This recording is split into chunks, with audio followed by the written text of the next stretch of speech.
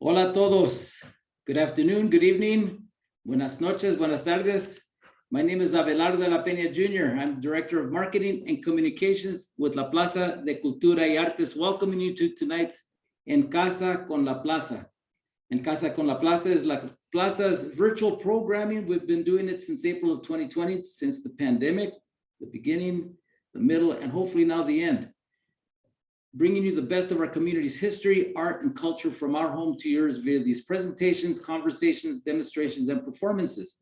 Our sponsors tonight, PepsiCo and Kaiser Permanente. Thank you so much to our sponsors. If you've joined us on Zoom, please use the chat feature and the Q&A. We'll be taking questions, you can make a comment, let us know where you're viewing from. If you've joined us on Facebook as well, use the comment section, ask questions, make comments. Let us know where you're viewing from as well. Share this with your friends. Click on the link, send it out. Before we get started, let you know that La Plaza has reopened. We're open from Thursdays through Sundays.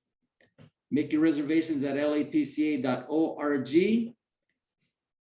We're following all COVID-19 protocols, so you'll be safe when you come down to La Plaza de Cultura y Artes.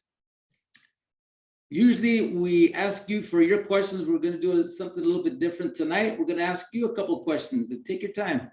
Use the chat feature to give us your answers.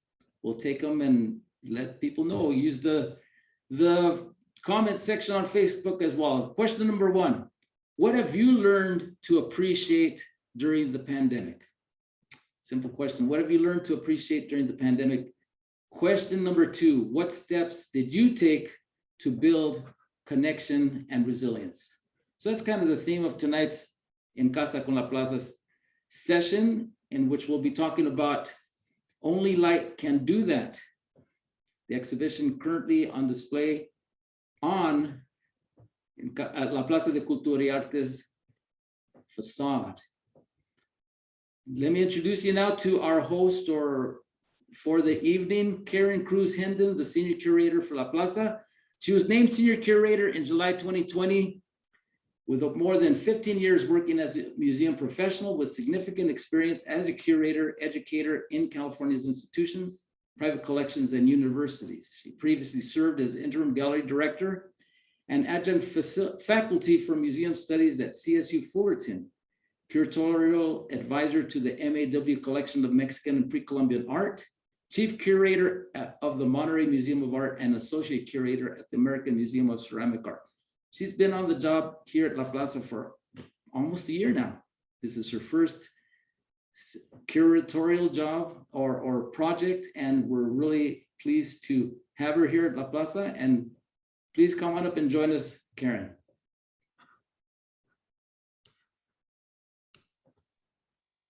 Hello there, Karen. Hi there, everybody. Gracias, Abelardo, for that wonderful introduction. I'm very happy to be here. Buenas noches a todos. Gracias por venir. Thank you so much for joining me this evening. This project and this conversation is very much about art and healing and community engagement. So what I'm going to do now is I'm going to introduce our speakers. And first, of course, I'm going to start with our artist, Patrick Martinez, and give you a little bit of background on each of them before we jump into some questions. Patrick Martinez maintains a diverse practice that includes mixed media landscape paintings, neon sign pieces, cake paintings, and his Peachy series of appropriative works. His neon works are known to be fabricated to mirror street-level commercial signage, but are remixed to present words and phrases drawn from literary and oratorical sources. His artistic intent serves to evoke place and social economic position and further unearth sites of personal, civic, and cultural loss. He's, of course, influenced by hip hop culture. He raised in Los Angeles, and he is exhibited nationally, internationally, and his work resides in many notable museum collections throughout the United States. And he is represented right here, right up the street from La Plaza by Charlie James Gallery in Los Angeles. Patrick, welcome. Hey guys. Dr. Susana Smith Bautista is the director and chief curator of the AltaMed Art Collection. She is an art historian and museum administrator currently at AltaMed Health Services Corporation. And for over 30 years, Dr. Bautista has led leadership positions in the arts and cultural organizations. Some of those include the Mexican Cultural Institute of Los Angeles, USC Pacific Asia Museum, Pasadena Museum of California Art, latinart.com, and even here at La Plaza de Cultura y Artes. And she's also worked as an independent consultant and curator with a focus in Chicanx, Latinx, and Latin American art. This next portion of her bio, I'm happy to read because I think it's really poignant, especially for this evening. She's committed to caring for the AltaMed Art Collection with the highest possible standards, and to make the collection as widely available as possible for viewing in all of its primary care sites, its clinics, corporate offices, and also in the art side for loans and exhibitions, and for public viewing, publications, and scholarship. She believes strongly in the ability of art to provide inspiration and solace, to heal our souls and our bodies, and as a vital element in healthy communities, particularly underserved communities. Susana, welcome. Thank you, Karen. So excited to be here for this panel. Next is Dr. Sandra Pisano. She's the Director of Behavioral Health Department, also at AltaMed Health Services. Also for over 30 years, Dr. Pisano has worked in several healthcare organizations with a specialization in integrating behavioral health services into primary care and/or specialty clinics.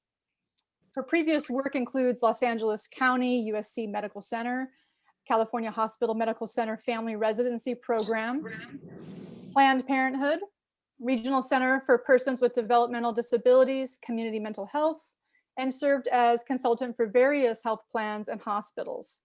It's my pleasure to also say that her passion is to provide services to vulnerable, culturally diverse, and underserved populations. And also her mission is to provide early intervention and prevention behavioral health services in order to reduce health disparities in underserved community. Sandra, thank you so much for joining us tonight. Thank you very much for this invitation. I'm very excited to be here with all of you, and it's really a great topic, and I'm excited to hear what the audience has to say. So thank you. Thank you, and thank you all for coming. Let me tell you a little bit about this project and the background of it. Number one, it's a beautiful, over 30, I think we've got 34 neon signs, right, Patrick? It's considered a mural. Yeah. What was that? I said it's probably more than 34, but 30 new, and then like from the AltaMed collection, maybe three. Plus other ones like 4, maybe like almost close to 40 now. Almost close to like 35. It's unbelievable. I know a lot of you out there have not come down to see it quite yet. You're not going to miss it if you drive by on Main Street. It is probably glowing far beyond our superviorial district, which is the point. And I do want to say, you know, when we started out with this project, I was thinking we'd be lucky if we had 20 or 25. Okay, so Patrick and his team have done an incredible job with the research, not only with AltaMed but within his own community, to bring us this symphony of light, as we've put it. And how did it all begin? Well, it's We Rise. We Rise is in their 4th year.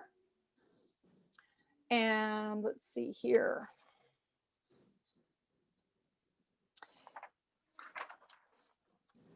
It's in their 4th year in Los Angeles, and it's an initiative of Los Angeles County Department of Mental Health, which encourages well-being and healing through art, connection, community engagement, and creative expression. Art Rise is a series of 21 art experiences, community pop-ups, hyper-local activities across Los Angeles County, neighborhoods in collaboration with museums and cultural institutions and artists. All the installations and activities are meant to be viewed from COVID-safe places while still fostering community connection and collective healing. it's also considered part of the national call to action to rise together from related stressors and racial injustices. So, you know, one of the people that is integrally involved in this project, Gloria Watkins, when she came to me and said, hey, we really, really want you to participate. Think about what kind of artists you can bring. Think about what you can do during a time when the museum is closed. And I thought, gosh, what can we do exhibition-wise during the museum being closed? And we thought about our paseo. We have this beautiful paseo that leads with sculptures and information through the garden all the way up to our upcoming new building, Cocina. And I said, gosh, Gloria, you know, that's closed too. We can't put it in the streets, but maybe we can put it in the streets. So, you know, seeing Patrick's work many years ago, thinking we need to do something that makes the building speak. The only thing I kept thinking is just neon signs. That's what we can do. We're closed. We're doing everything virtually. How can we turn the museum inside out, right? If people can't come in, then what do we do on the outside? And also with Patrick's work, and he's known for social political activism, messaging throughout many of his different mediums, I said, we have to get Patrick. There's just no doubt about it, you know, and talking with Charlie James Gallery saying, you know, I know this is a really tight timeline. This is about art and healing. This is about bringing people together. That's what Patrick's work does. How can we do this? And, you know, he warned me that Patrick was very, very ambitious. And I said, well, that's basically what it's going to take right now for us to really bring awareness, amplify our voices, talk about those injustices. And, you know, I talked with Patrick and we said, this is essential workers. This is about bringing awareness to people that have been overlooked, some, you know, invisible. And I connected with Susana, who's now the director and curator of the AltaMed Collection, knowing that that collection supports many, many, many artists, and Patrick is one of them. And we had great conversations about how can we do this, and can we make new work, and how can we bring AltaMed into this story, knowing that their mission is specific to serving underserved communities with health and access. And here we are, we're all together. And it's really been an incredible collaboration and synergy. So before we jump into specific questions, you know, when we talk about the injustices that occurred during the pandemic, it's a lot of talk out there. It's a lot of not knowing where to go for sourcing. We are very aware that specific communities that have been affected are Black and Brown and Indigenous communities.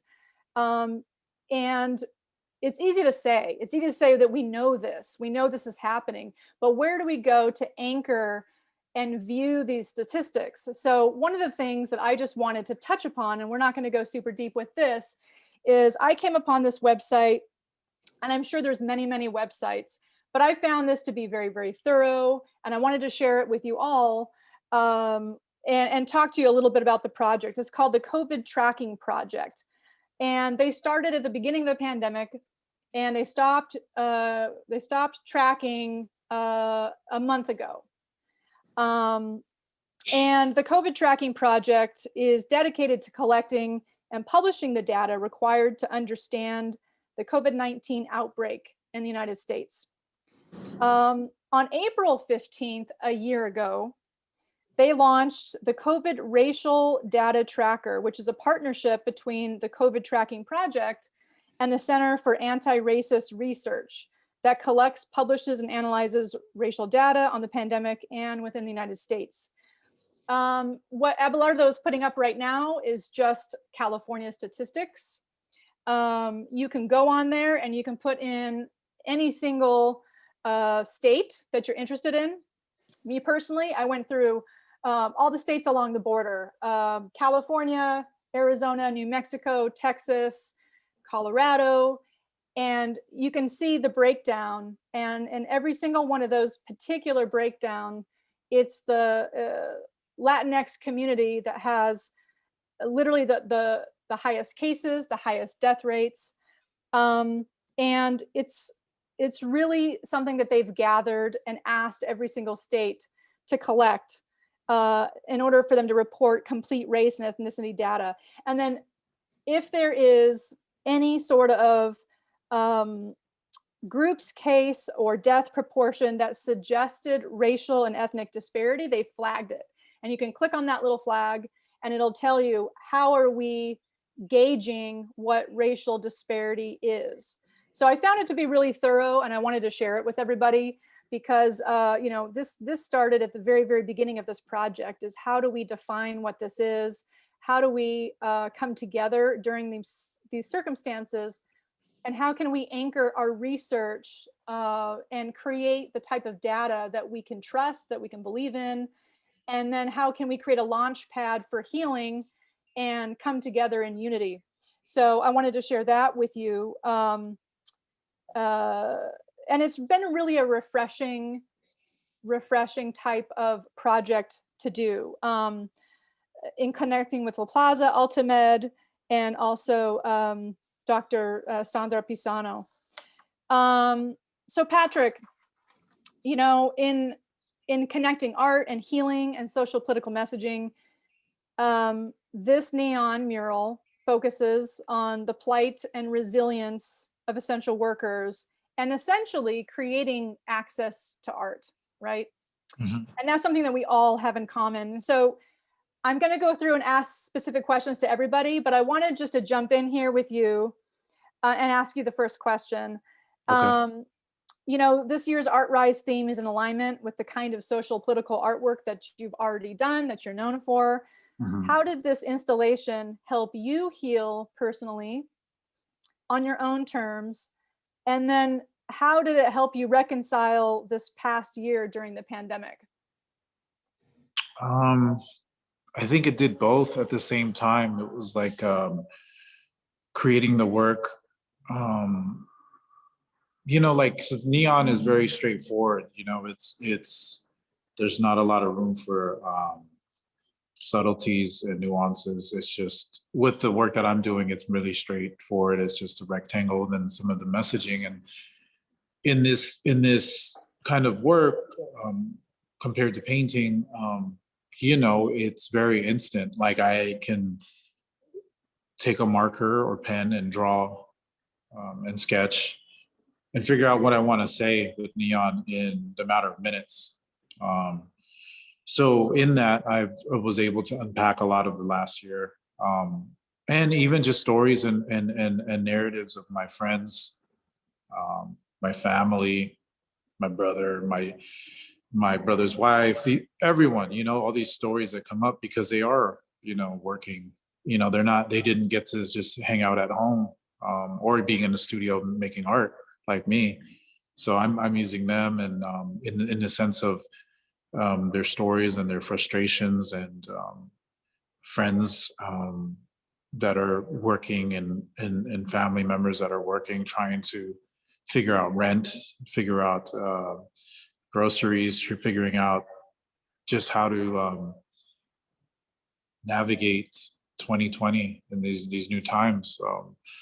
So it was weird because it was like going through it last year and just not knowing what's going to happen. And then 2020, you know, this year comes up, and then projects like this come up, and you're kind of asked to unpack it.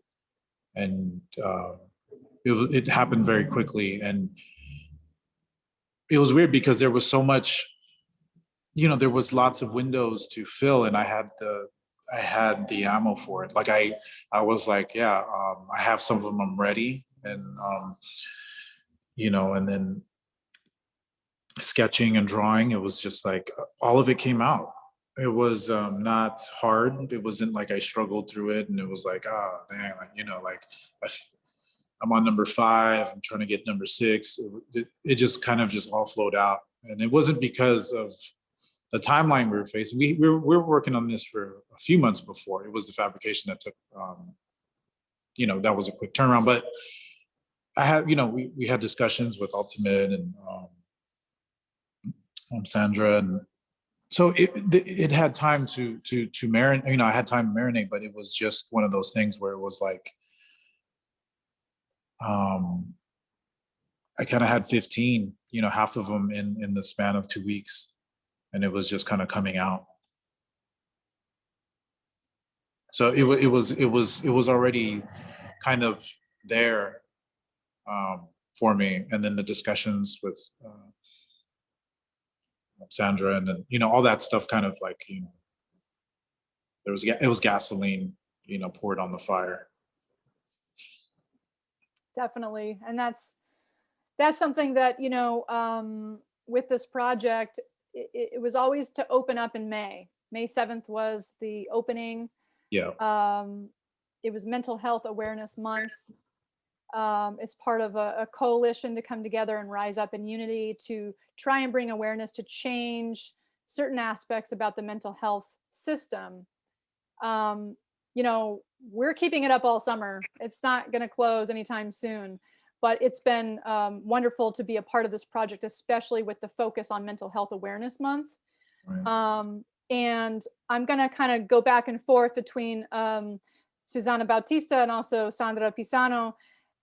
We urged and suggested for Patrick to connect with you, Sandra, and it's one thing when an artist is making work all on their own and they have a lot of other inspirations, and then taking something like the pandemic with all the layers that come with it, and connecting them with someone who is essentially on the front lines and dealing and working with people who are not only just struggling but just trying to survive.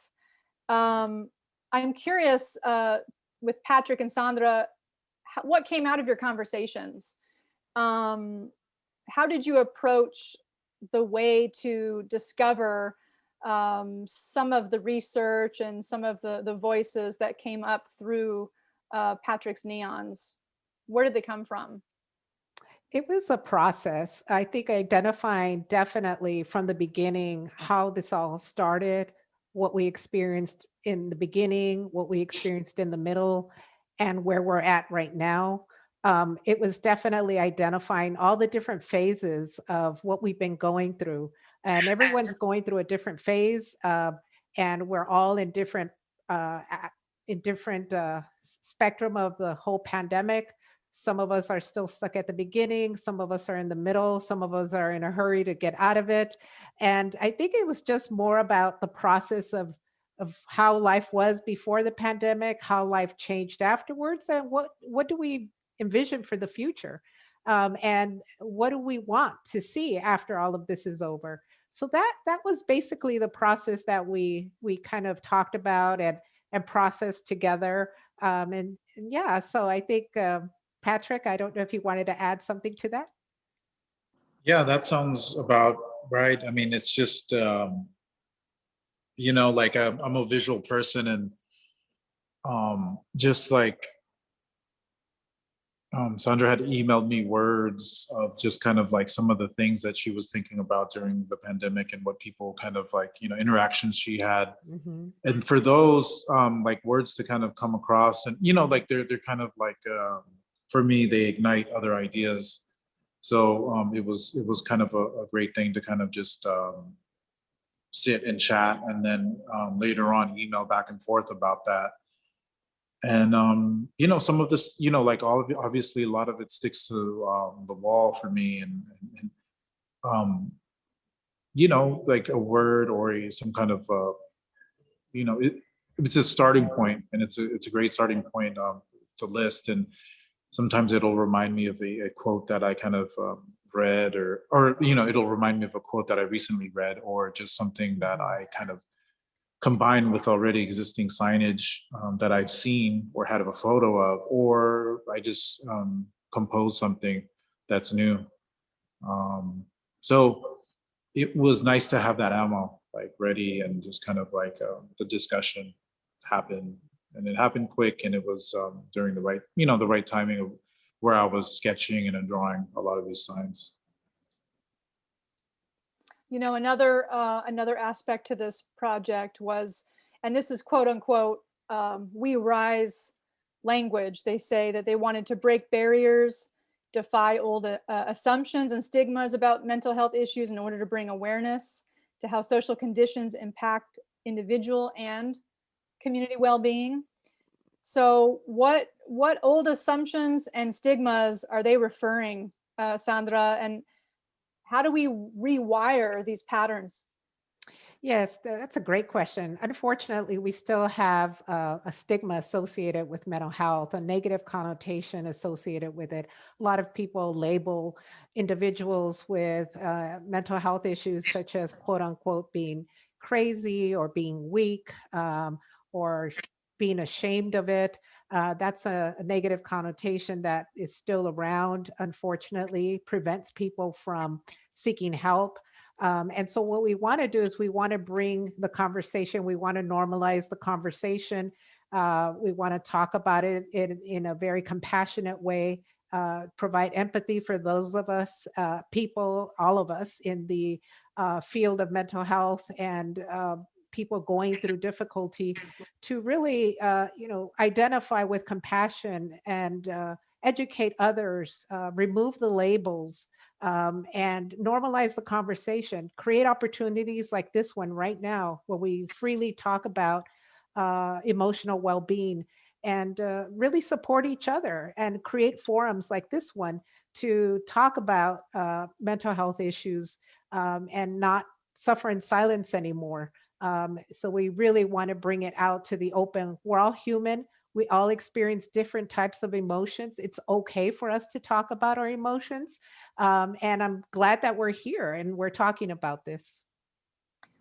You know, and you just said how, you know, we all experience different things, and it's the diversity that brings us together. It's the diversity that makes our world so beautiful. But in turn, because we are all experiencing such different things, we have to remember that we all will heal differently. We all have different stories to heal. We have different paths as we discover healing.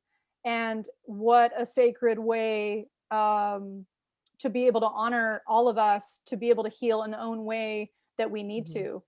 From your perspective as a clinical health psychologist, describe for us, describe the mental health landscape during the pandemic, and what kind of coping mechanisms are present, and what are some of the main challenges that you witnessed? So one of the biggest issues that our communities have been struggling with this past year, more so than ever before, is the loss and grief. Not only the loss and grief associated with the loss of a friend or a loved one, but also the loss of a job, a loss of school, a loss of our social support network, the loss of our everyday living. Everything changed all of a sudden from one day to another. And so that loss has really resonated differently with everybody. Everyone has a different reaction to that loss. So it's increased stress levels in our communities, a lot of anxiety, increase in anxiety. There's a lot of lack of trust that we haven't seen to this level before, a lack of trust with our political leaders, with our doctors, with the healthcare industry.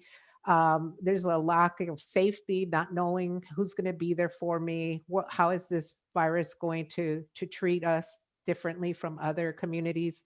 And so there's a lot of anxiety and stress. In addition, there's a lot of trauma coming up. Trauma associated not only with the loss of life through death, but also through the racial injustices that we have witnessed, especially with the death of George Floyd, with the civil unrest that we've witnessed as well, with the natural disasters that we've experienced, especially up north, with the climate change, and and the trauma that happened to a lot of people at the border, with the families being separated from each other. And this all happened, in the last year, all at once. And you can just imagine the impact that it has on all of us. It's a very unique place to be in this time in our history, normally some of these things happen at specific times, and then there's times that we recover from a particular incident, and then we move on to the next incident or the next trauma. However, this year it was just everything came together all at once. And so you can imagine that it would be normal for all of us to have increased stress levels and anxiety as a result of all these different traumas that we've been experiencing. Of course, there's been an increase in substance use as well. So we've been seeing a lot more of that as a way to cope with stress. And we've experienced more adjustment issues, patients coming up with adjustment disorders, having a difficult time adjusting to the new changes. For example, the new changes to go to school online or to work from home, or all the major adjustments that we've had to go through. So some of those are just highlights of some of the things that our communities have been going through. So we're tasked to heal, but we're in isolation. So what are some of the things, aside from, just all those layers you just mentioned, loss and grief, racism, discrimination, anxieties of navigating the unknowns? How do we build hope? How do we build connection from the inside, from in our own nucleus inside of our homes and our families? How do we heal? Yeah, that's a great question. And everyone is going to heal differently. First of all, I just want to acknowledge that, because what could be healing for one person may not be healing for someone else. So it is a journey. It is a journey of exploring what's helpful to you. But we do start the healing process by first acknowledging and honoring our losses and our to death, or our losses that we've experienced this past year. We don't want to just move away from what we've experienced. We want to acknowledge it, respect it, and honor it through art, through any aspect that we can, to talk to each other, to build connections, to create a forum where we can all come together and talk about our experiences. We don't want to get stuck in our pain and suffering, but we do want to acknowledge it. We want to have a proper process for that. We want to take some time to learn what were the lessons learned from this past year. What was the meaning and purpose that you got from this experience? What do you appreciate about your life now? Focusing more on self-care. What can we do to take care of ourselves now? Does that mean, for example, for some people, it's important to take a walk in nature. For some people, it's a way to using art as a form of expression to get your feelings out, and to be in the present moment. Art is unique in that way, and going out in nature is unique because we're focusing on right now, not the past, not the future. We're focusing on right now. So that's a great way to really just stay focused in the here and now, and to feel calm and just with a sense of purpose and focus and direction. We want to create an environment of resiliency, support each other, connections. We want to empower each other. We want to build a strength-based system so that we can feel empowered to move on, move forward. We have to focus on reconciliation and reparations. What does that mean? How does that look? We have to start building trust in our community. That's definitely an area that I think we need to focus on. And at the end, we would like to memorialize all of this. And one way to memorialize your experience is by creating art and leaving it for the next generation so that they can see what happened during the pandemic, what art is built around that experience. How can we process this? And where do we memorialize it? This is something that we need to do, whether we do it through art or journaling, talking about it, video tapes, talking with family members, because we want to leave a legacy to the next generation of empowerment and strength. We don't want to just focus on the negative, on the pain and suffering. We want to acknowledge it, but we also want to focus on moving forward. How do we get through this? What do we want to say to our families and friends and communities and the future generation as to how we were able to overcome? And so that is really important. So it's important to go through the whole process and to memorialize it and leave a legacy of resiliency for the next generation. Wow. Wow. That's powerful. That's powerful. Well said. I'd say Thank you. amen. Amen to that for sure. Amen. Yeah, incredible. And I remember when we were having just a little bit of discussion before earlier this week, you really hit home on getting out into nature. That you were experiencing several people expressing to you, and your advice to them on, doing projects together out in nature, planting things, not just going for a walk, but working with nature. And I know, you mentioned that you have 2 teenagers, and that there is this overall emphasis with a lot of the next generation up and coming to take care of the earth and take care of the planet, and how healing that is, and how difficult it's been to be stay-at-home orders, but yet go outside and put your feet on the earth to do that together. Right. Doing projects at home. I have one teenager, but she one has her teenager, best friend. okay. She has her best friend who's always hanging out with us. So it's always 2 of them together. Yeah. And we're always looking for new projects for, planting, gardening, going out in nature, really staying focused and in the present moment, enjoying what's in front of you right now. We have no control over the future. It decreases anxiety, and it's just really focusing on the here and now, and empowering them for the future as well, in terms of, well, what can you do now to save the earth? What can you do now to memorialize this experience, create art, so all kinds of different activities that families can do together. Yeah. Wonderful. Thank you so much. Yeah. And memorializing through art, that's exactly what this mural, neon mural is. It's memorializing all these collective experiences and generating all of them through light. So speaking of powerful art and healing, I want to turn now to Dr. Susana Smith Bautista. AltaMed has an art collection.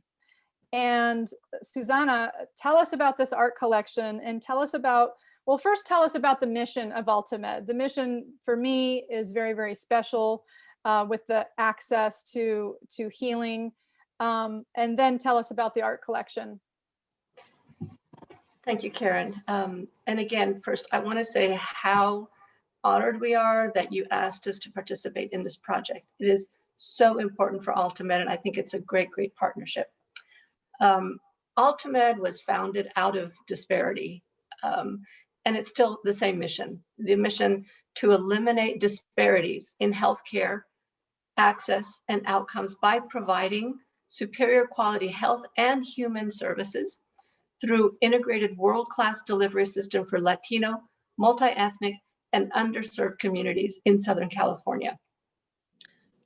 So that's the mission. Now, AltaMed does have an art collection, and a lot of people ask me, well, what does that have to do with a healthcare company?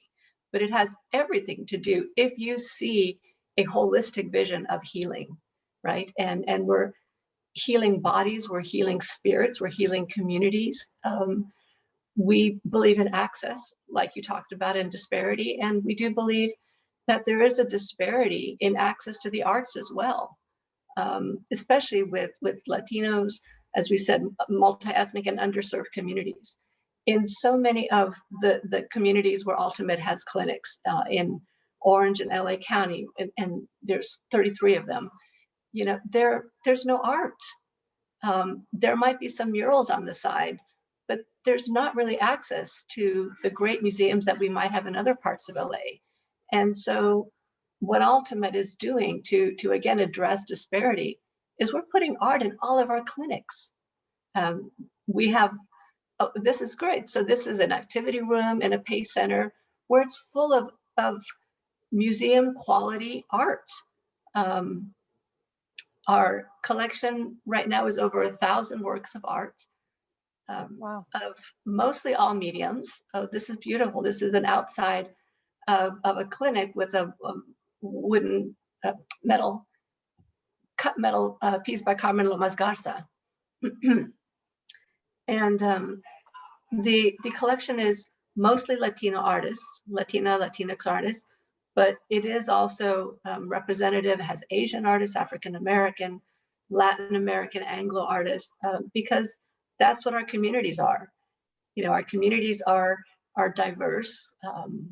We have sculpture outside. This is at another clinic that has a beautiful sculpture. This one's called Dos Fridas. And the mission of the collection really is believing in the quality of art to heal, and the belief that art raises the quality of our lives overall. It raises our sense of self-esteem, self-worth, to be surrounded by this beautiful art.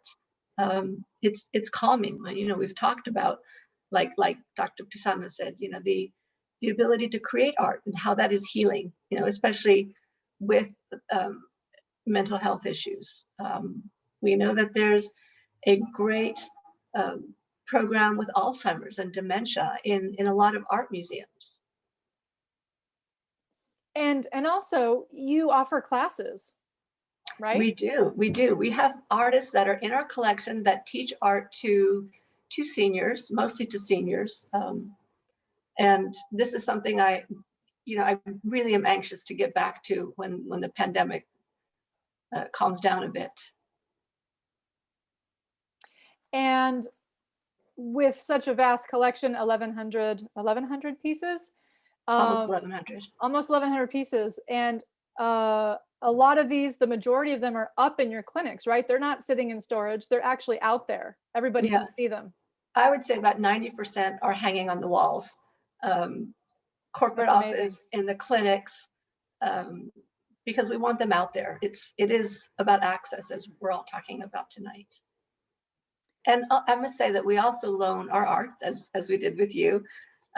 We loan it on exhibitions. We just finished, this is another exhibition that we just opened of Eloy Torres we partnered with the Muckenthaler in Fullerton. Eloy Torres is another incredible Latino artist in Los Angeles, well represented already in our art collection. And we wanted to support him with this exhibition, but we also wanted to bring incredible art to the community of Fullerton and Orange County.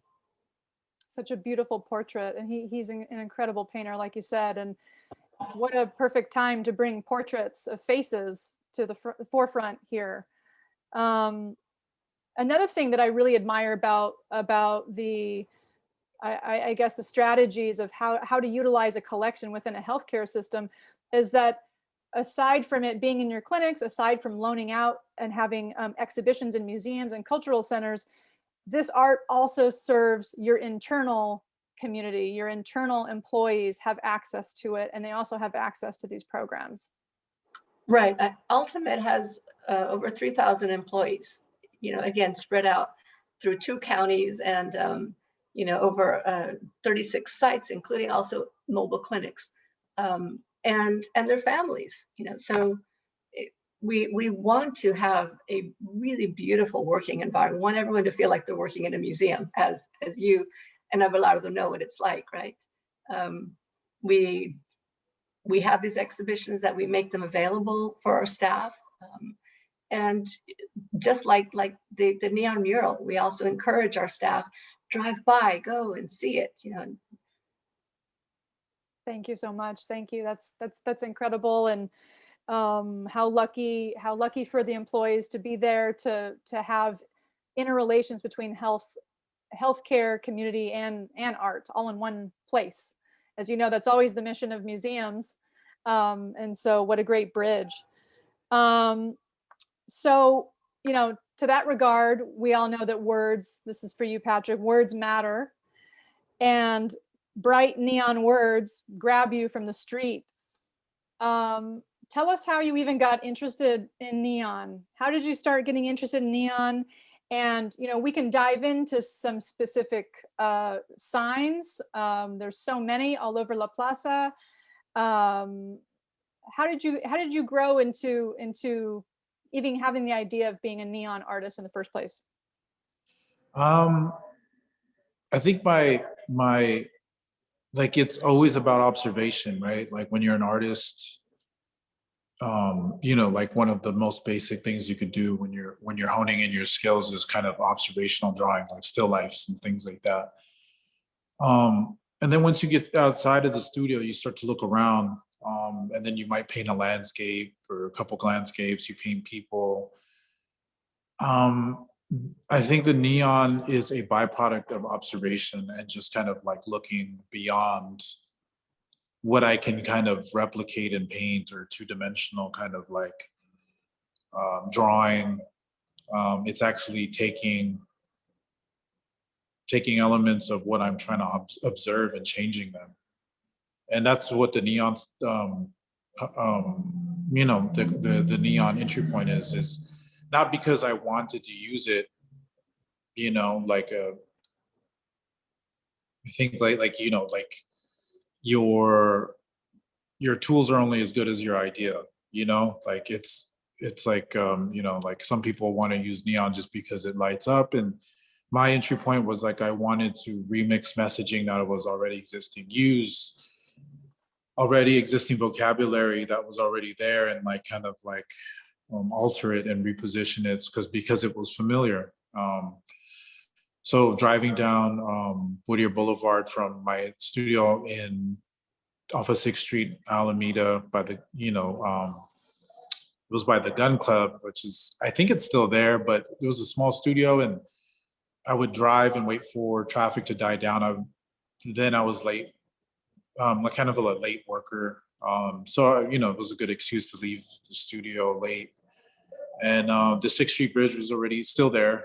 This was 2008, 2007, and I would drive down Whittier Boulevard to get, because 6th Street turns into Whittier, and I would, you know, make my way home to Montebello, to Brest or whatever. And I noticed that all these neon signs would be on. There'd be no one on the street, maybe 2 or 3 people, you know, Tuesday, Wednesday night, whatever. And it was like this language that was in the landscape. It was waiting, and it was, you know, even speaking to me in the sense of like, you know, I think it was just kind of like, you know, me thinking in my head, what am I supposed to do with this? What am I seeing? What am I attracted to here? You know, just kind of thinking about it deeply, just kind of wanting to figure out what there is about it, right? It was kind of like a, I don't know, landscape painting with like a dark, stark background with like a light source that's kind of made up by the artist, dramatic. It was like that. That was what attracted me. And the black backing of the plastic also spoke to like a chiaroscuro kind of painting aesthetic. So it was all those things. I started painting them first because I couldn't really afford to make them. So I would paint messages inside this landscape paintings that I made. And then, you know, finally I got 2008, I probably made my first 2. Then I just continued from there. I was speaking more about the recession back then in 2008. And but then it just evolved into messaging that spoke to the times that we're living in, you know, i.e. the last 4 years of past president. Things that came up in between there, the pandemic, police, you know, injustice and misconduct and murder, all of these things, right? It became an opportunity for me to take this format and put messages from the past, make them present, quotes that I've read, you know, from Frederick Douglass to Martin Luther King, but then also making up my own kind of messaging, all of it. It became it evolved into a new protest sign for me. So that's the meditation, and that's where it's living now. And you know, that's how I use it. It's not supposed to be like a sexy and, you know, kind of entry point like Tracy Emin or something like that. It's more just really straightforward. It's like this rectangle with text, and it has to do with advertising, but it's a community advertising that I am interested in because it's all in my work. It's in my painting. It's in my, you know, my sculpture. It's in it. So it's a vocabulary that I use that's taken from the landscape and embedded into what I'm working on. I'm also taking materials now, not only neon and putting them in my paintings, but LED signs, tile, stucco, community graffiti. Materials that are familiar, right? Yeah, Materials that people can understand, they have access to, they see them on a daily basis. Yeah. So when they ask me, like they always, in interviews and stuff like that, they say, well, what artists are you inspired by? It's like, well, it's not really, I am inspired by artists, but more just their energy and like their willingness to make things. And I know how hard it is to be an artist now, but it's more exterior kind of, I'm informed by the exterior, like the people in the city and the landscape and the materials there, right? Because it's like the city and the land is providing for me. It's showing me like, this is what you should be, not like it's like this light came and then it's just like, but it's just like the opportunities are there and they're just like, hey, isn't this like 8 shades of purple wall? That could be like a springboard for a new painting. So I just pay attention. It's all observation. And that's where it all comes from. Great attention, I guess, or just paying attention and being observant, I guess. And, just paying attention to people, the space, the land, the changing of the landscape, things like that. That's what I like to do. This past year has been such a major source of introspection in so many ways. And I'm sure a lot of us can relate to, when you were talking about driving down specific roads and it's late at night and we see whether it's a neon sign or any kind of sign, there's times that we think, I think that sign was specifically put there just for me to see it because it has something to do, it triggers something within us, within me in the car, whether it's a bumper sticker or a billboard or something that it's uncannily there in this specific time and moment when we're passing by that relates to our immediate thoughts. Yeah. So I could imagine that this could happen times, infinity with people walking past and seeing in the historical Los Angeles, the importance of that space and time in this land within Los Angeles, and then also what La Plaza and its mission represents, and seeing all of these messages all over the windows, and not only not feeling alone or people thinking I've thought the exact same thing and now look, there's a message in the window and there's so many others. It's almost like there's a familiarity to it that, we're connected not only with our thought processes, even if we never utter a word. And that kind of interaction between a neon sign is nothing unless you have someone to interact with it, right? The production of neon originally is to get your attention, turn the light on, have awareness about something. And so this opportunity to have a collection of all of these and make social political messaging very, very direct, very bright, and allow just a cultural museum, a cultural gathering space, a sense of place, a sense of home. Even at La Plaza, we call each other our familia. Even when we write emails, it's like, dear familia, this is what's going on. And even me rolling it out like, oh, by the way, we're going to have a bunch of neon signs in the windows. Can we get into your office? Are you okay with us using your window?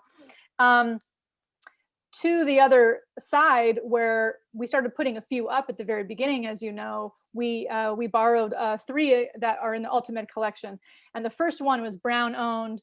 And we started putting that up. And that was the first one that we put up. And we literally put it up, yes, it's in my office, I had to have it, but it's above the front doors of the institution. And so I noticed just with one sign, people stopping and wondering, why are they putting Brown owned on this building?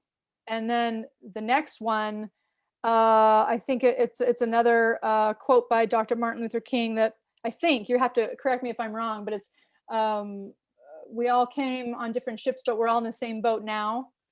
Martin Luther King. Is that Martin? Yeah. And so we put that up, and then, in John's office, our CEO, John Echeveste, we put America es para los dreamers. and just with those three, people were pausing and stopping and thinking, and they would say like, what's that? You know, is that art? Is that something? I go, well, it's a message. And it's interesting how people started interacting with them. And then finally, after a few weeks, they got to see this grow from one sign to many signs.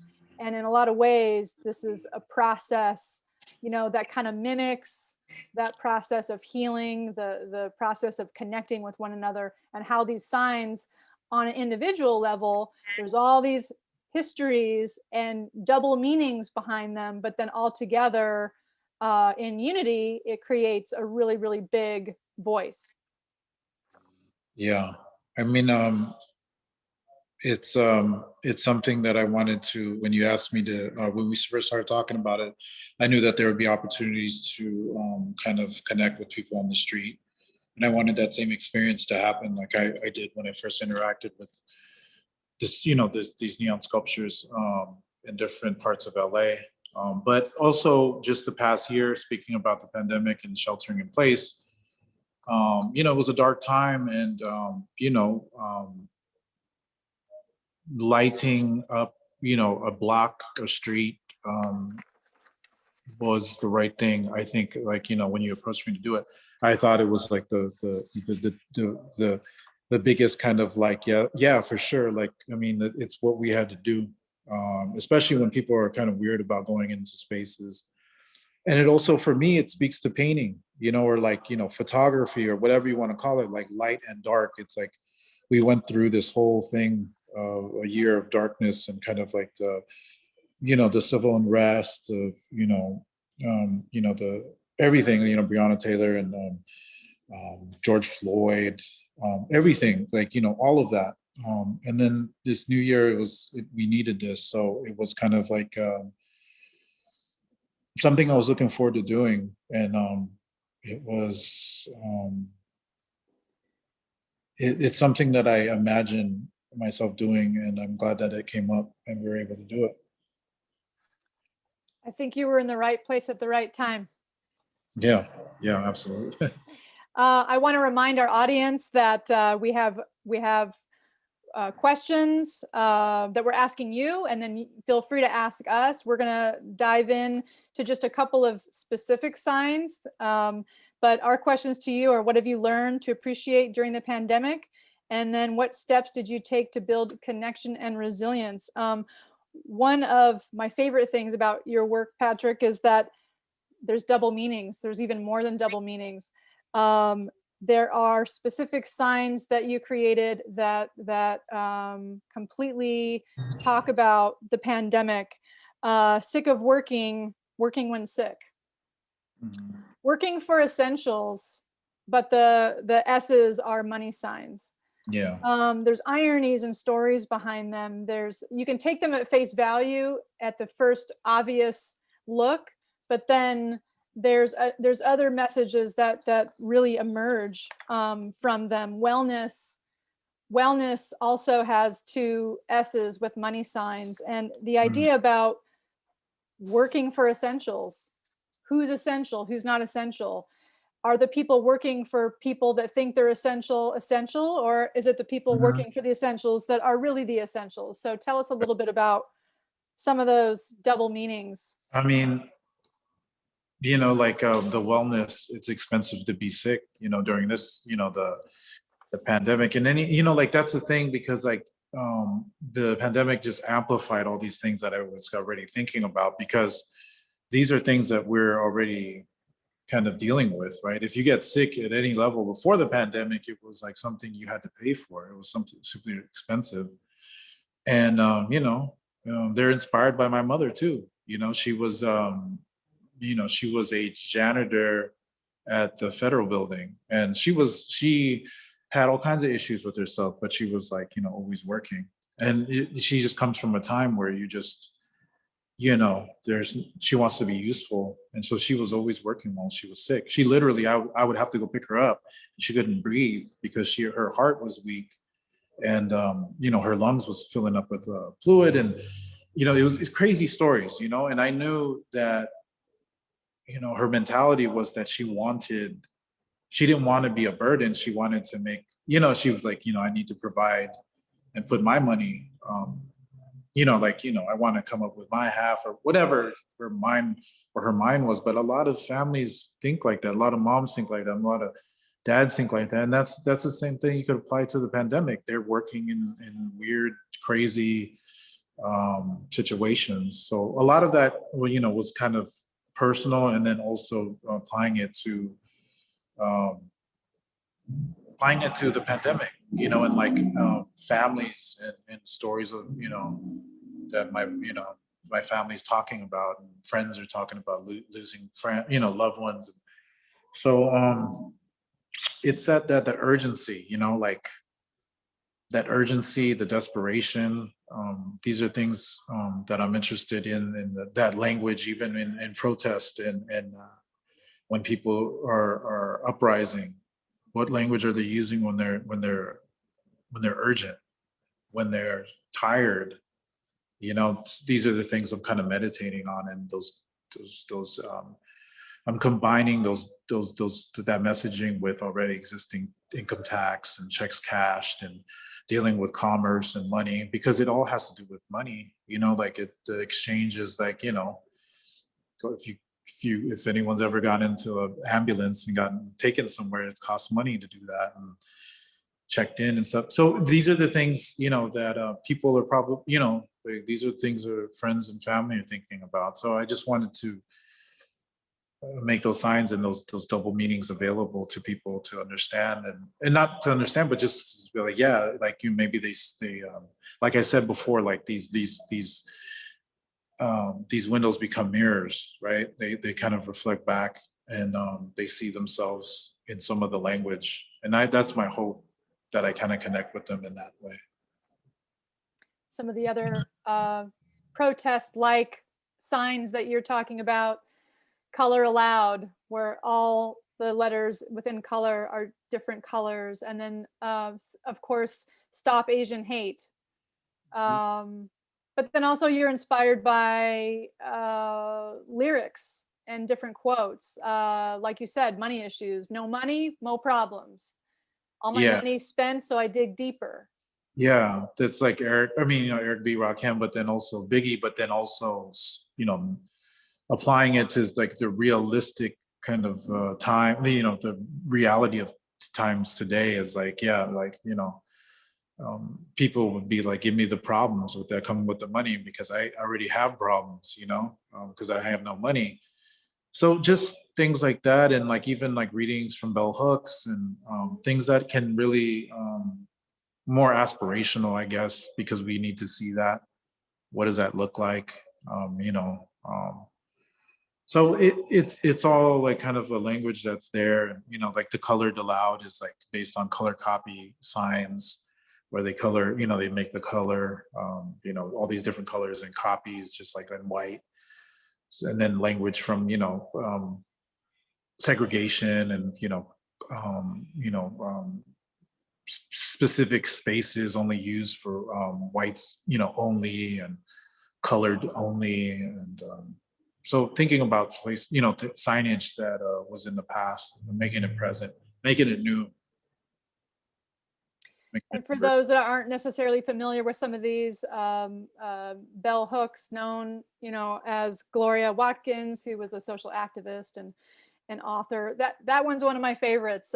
You'll see the sign that says, "There can be no love without justice," and her whole quote: "Until we live in a culture that not only respects but also upholds basic civil rights for children, most children will not know love." Right.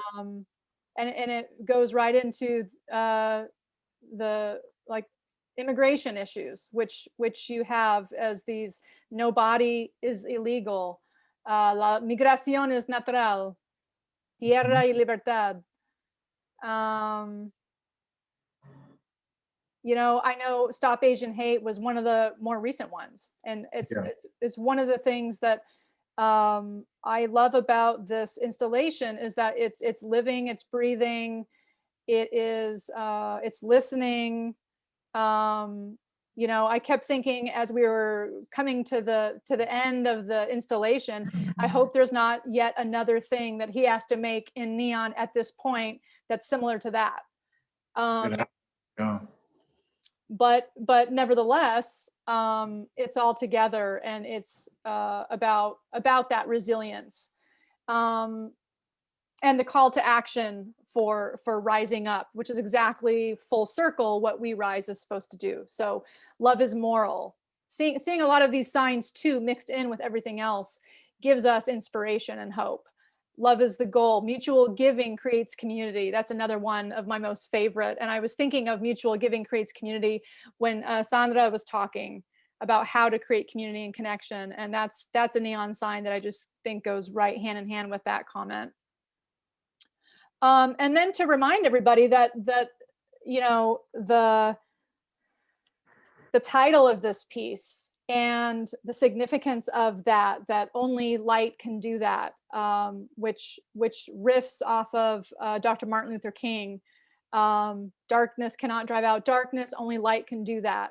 Hate cannot drive out hate, only love can do that. And Patrick, you specifically, you can see them on the building in two separate signs, but they're straddling other signs that say closed and cerrado, and the fact that you have created it both, you know, in bilingual, some in Spanish, some in English, some in Spanglish,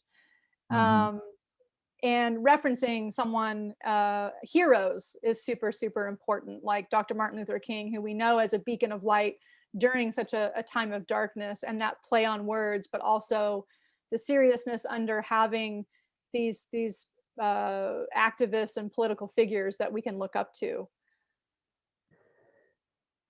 Yeah. So the takeaway, right, before we go into questions, is how do you think this neon mural might serve the community to promote dialogue? How do you foresee the takeaway experience with anyone that walks by or drives by or actually makes a point to come down and witness this mural? You're asking me what the takeaway is? Yeah. Yeah, I mean, just like any art, it's just to feel anything really. Think you could be mad at it, you can be happy about it, you can be sad about it, you can heal, you can it can kind of like maybe trigger something.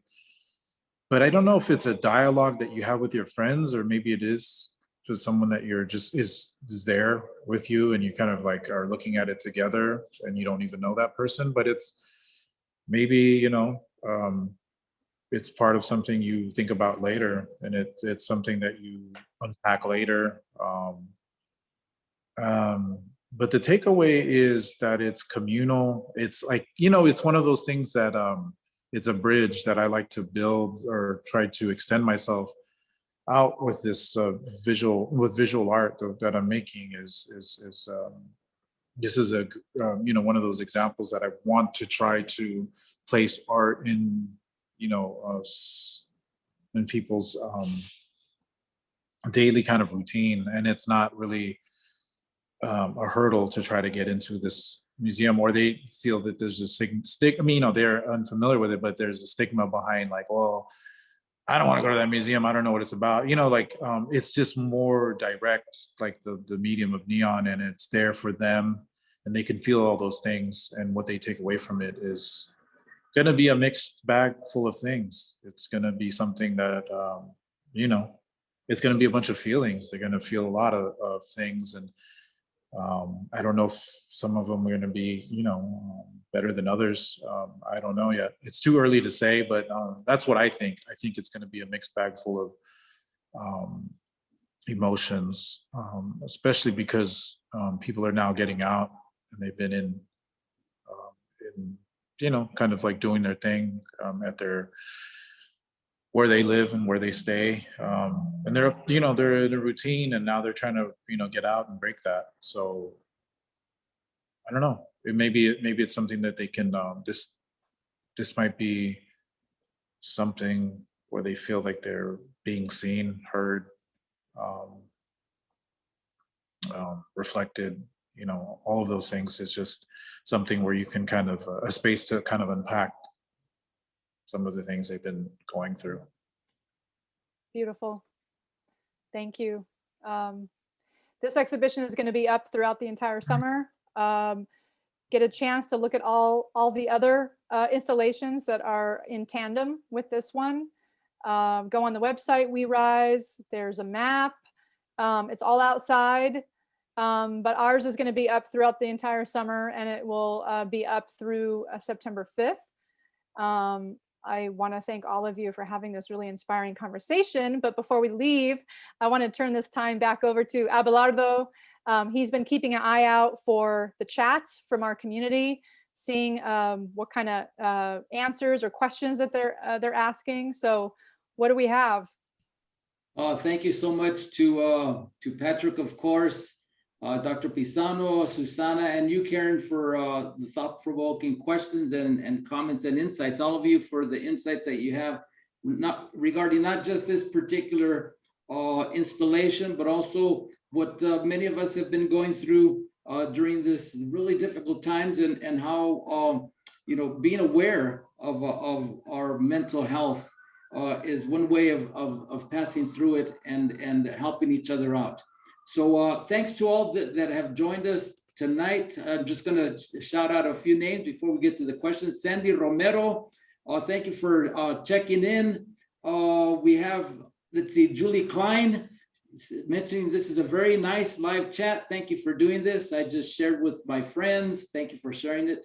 Barbara Ruedas, viewing from Ontario. Christina Anguiano has a question. Is that museum in Fullerton open to the public? The museum in Fullerton that she's referring to is the Muckenthaler. Yes, the Muckenthaler Cultural Center is open to the public. It is reservation only, so go onto their website.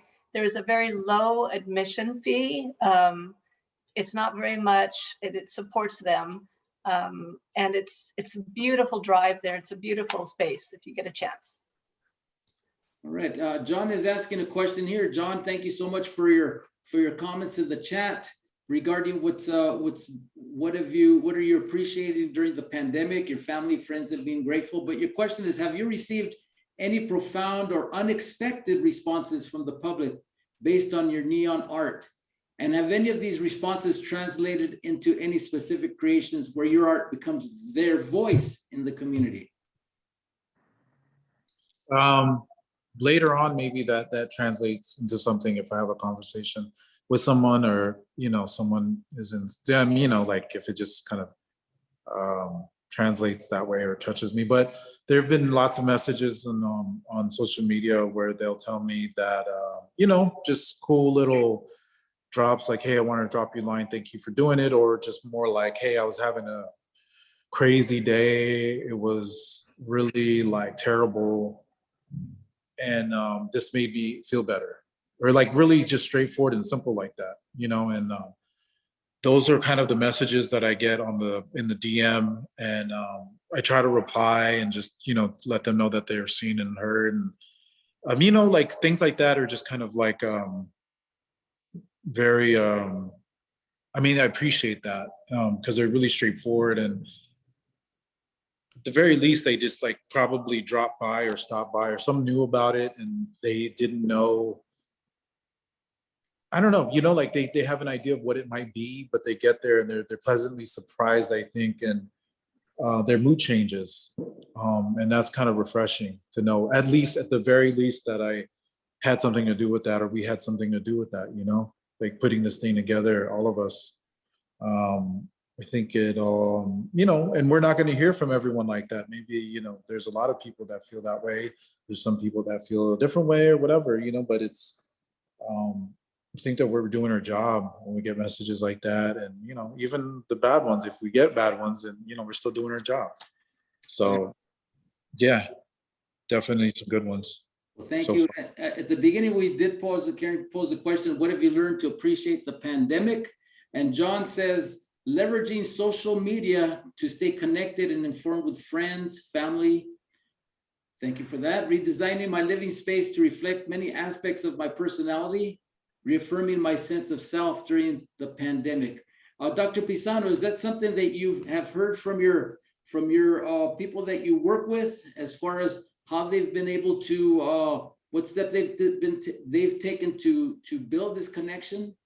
Yes, definitely. I've heard a lot of people take up projects that they always wanted to do, or maybe they did it in the past and then they left it and then they started to do it again.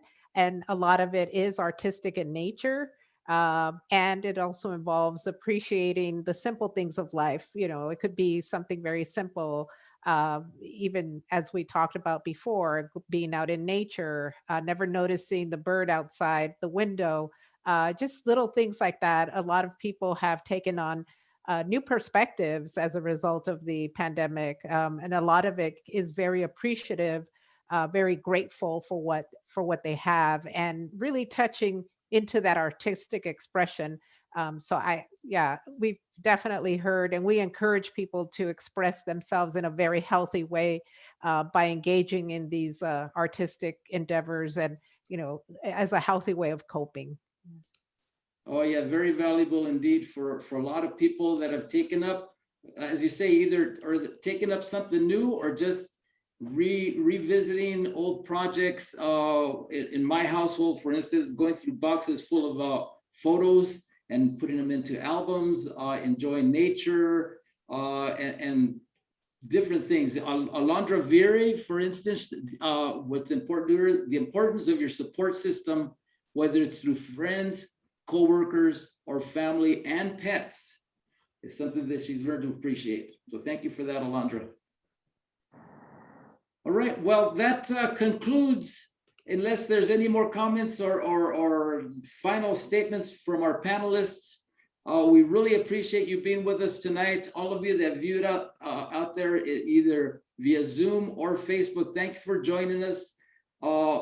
You know where we're at. We're at 501 North Main Street here in downtown LA, right across from Olvera Street. So you can enjoy this incredible monumental art installation by Patrick Martinez as part of the We Rise Art Rise LA 2021 initiative. We're just one of 21 sites. And as Karen mentioned, you could go to artrise.la and you could catch the entire, not just art installations, also community pop-ups, and also a lot of digital experiences as well.